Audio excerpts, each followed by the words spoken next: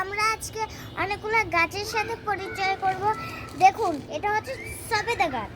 খুবই পুষ্টিকর এই ফলটা, আপনারা সবাই খাবেন। কিছু হ্যালো গাইস, দেখুন এটা বড়ই গাছ, কত সুন্দর ফুল ফুটেছে।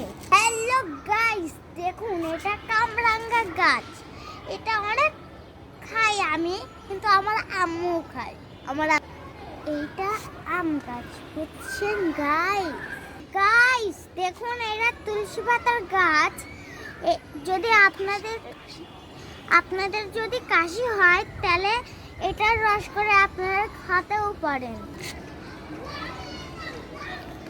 এইটা হচ্ছে লেবু গাছ। হ্যালো, এটা গোলাপ ফুলের গাছ। এইটা হচ্ছে পেয়ারা গাছ। এই দেখুন ছোট ছোট পেয়ারা, দেখুন আপনারা।